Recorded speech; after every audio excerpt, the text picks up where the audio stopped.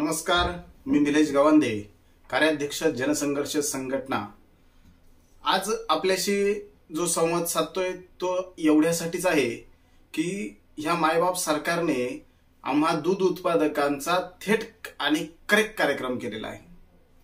ह्या सरकारने जी कालच्या बैठकीत घेतलेला जो निर्णय आहे तो शेतकऱ्यांच्या तोंडाला पानं पुसणं तसेच स्वतःच्याच भूमिकेवरती ठाम न राहणे अशा पद्धतीचा निर्णय घेतलेला आहे। नक्कीच त्यांची जी प्रेस नोट आलेली आहे त्या प्रेस नोट मध्ये ते काय म्हणतायत ते एकदा मी आपल्याला वाचून दाखवतो आणि त्यानंतर मी त्याचं विश्लेषण करतो। 4/1/2024 रोजी झालेल्या बैठकीत राज्यातील सहकारी संघ व खासगी दूध प्रकल्पांना दूध पुरवठा करणाऱ्या दूध उत्पादक शेतकऱ्यांना दुधासाठी प्रति लिटर 5 रुपये अनुदान देण्याबाबत पुढील निर्णय घेण्यात आलेला आहे। राज्यातील सहकारी दूध संघ व खासगी दूध प्रकल्पांना संकलित होणाऱ्या गाय दुधाकरता दूध उत्पादक शेतकरी यांना प्रति लिटर 5 रुपये इतके अनुदान देय राहील।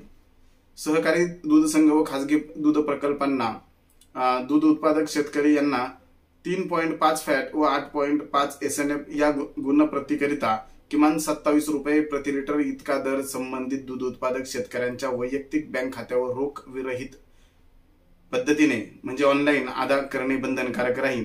तदनंतर शेतकऱ्यांना शासनामार्फत ₹5 प्रति लिटर बँक खात्यावर थेट वर्ग डीबीटी करण्यात येईल। फॅट व SNF 3.5-8.5 या गुणप्रतीपेक्षा प्रति पॉइंट कमी होणाऱ्या फॅट व SNF करिता प्रत्येकी 30 पैसे वजावट करण्यात येईल। तसेच प्रति पॉइंट वाढी करता 30 पैसे वाढ करण्यात येईल।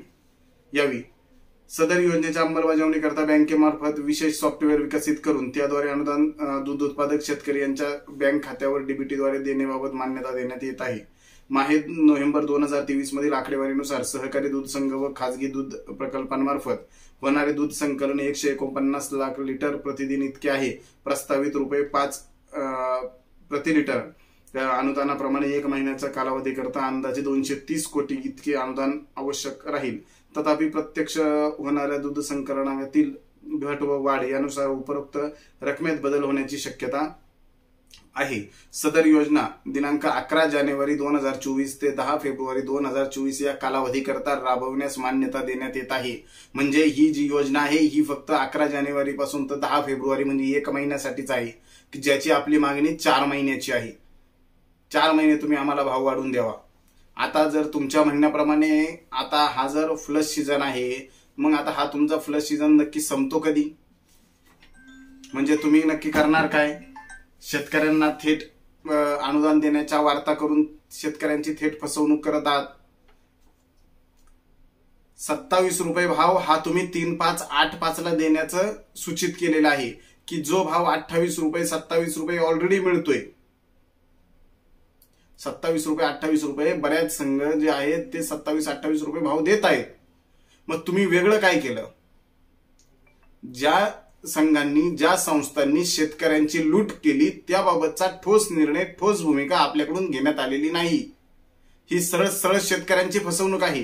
ह्या 3-4 महिन्यातील झालेलं आमचं नुकसान, या 3-4 नव्हे तर 6 महिन्यातील झालेलं आमचं नुकसान, हे नुकसान भरपाई आम्हाला देणार कोण?